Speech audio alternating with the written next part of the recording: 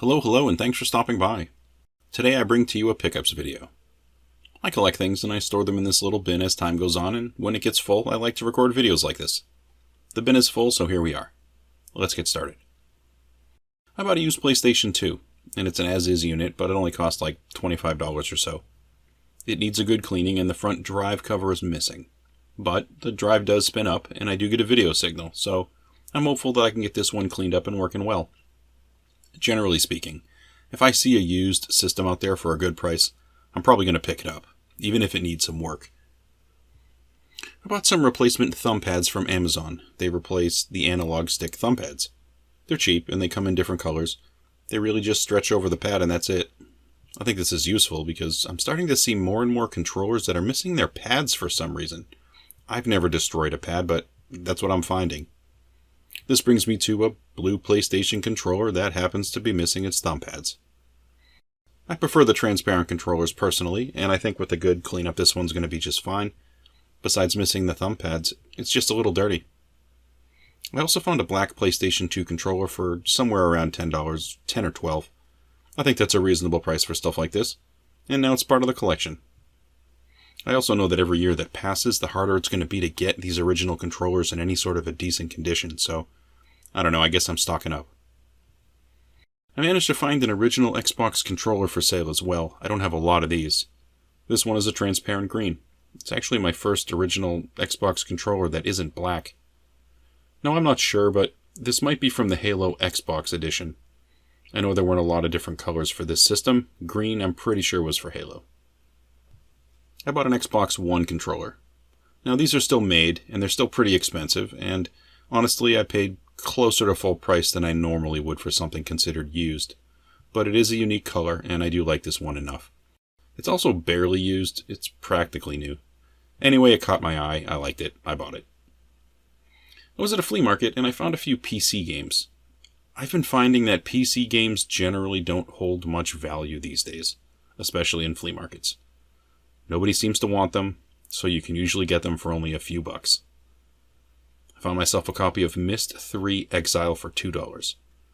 I already have it in the collection, so it's a duplicate, but for that price, I'm sure I can find someone interested in taking it. I also found a copy of a game called Trader's Gate. This game was created by a company called Dreamcatcher. I've reviewed a couple of Dreamcatcher PC games so far. I'm curious to see how this one compares. On the back of the case, it describes itself as the most realistic graphic adventure ever created. This game came out back in 2000, so I'm curious to know what passes for the most realistic for that year. I'm sure it'll be interesting. I got a few Switch cartridges from Limited Run Games. Got a copy of a game called Strife, which is apparently built on top of the Doom engine. I would have assumed that this was going to be a first-person shooter, but it does describe itself as a role-playing adventure. So I guess they've tried to build something different with the Doom engine. Great, sounds good to me. I also got Zombies Ate My Neighbors, and that also has the sequel Ghoul Patrol with it. I played Zombies Ate My Neighbors way back on the Super Nintendo, and I seem to recall getting pretty far in that game. Don't think I beat it, but I definitely got near the end. As for Ghoul Patrol, this one's new to me, and I'll be glad to check it out.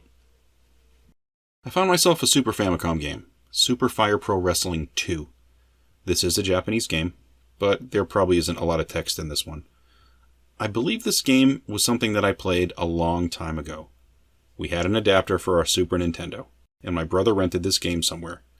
I seem to recall that it was just like Pro Wrestling for the NES, but it had a gigantic roster of characters. I think this was that game, and I really hope it is. I gotta get it cleaned up and popped in the system. I bought 3 PlayStation 2 games for a total of $10. That's a great price. Got a copy of The Mummy Returns, Peter Jackson's King Kong, and Rygar. Now, Rygar I think was the important game in this list. It is a game that I already have, but this was a really clean copy with a manual. I just couldn't pass it up. At the least, I'm sure I can find someone interested in this. I also got 2 PlayStation 3 games. Got a copy of Thief, which is a first-person adventure that focuses on stealth mechanics. I played this on the PC, I think, but not on console. I do know that this was a really well-received game. It's famous in its space, so I'm sure this one's going to be a lot of fun to play. I also found a first-person shooter called Body Count. I know nothing about this game past some flashy looking screenshots on the back. I do love first-person shooters. Even when they're bad, they're still kinda good, so I'm sure I'll get some enjoyment out of this one. I also got a few PlayStation 4 games. A game called Exile, End of Gods. This is some sort of a survival horror science fiction based game. And a game called Tormented Souls, which is described as a classic survival horror experience. I like this genre a lot.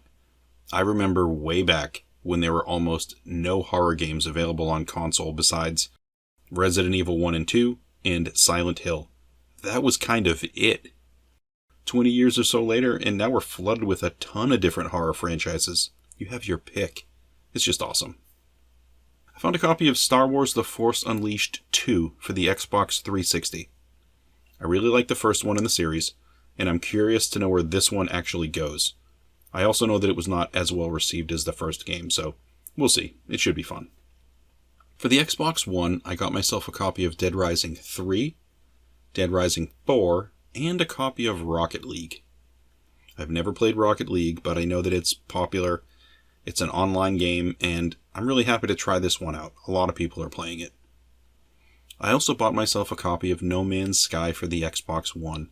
It was only like $10 or so, and even though I already have this one for the PlayStation 4, this was a good one to get because my Xbox One console is one of the later models and it supports a 4K output. It was worth getting. I know this is a huge game, and a lot of people really like what it's become. I've barely started it so far, and it is gorgeous. Well, that's all I have today for pickups at the start of May.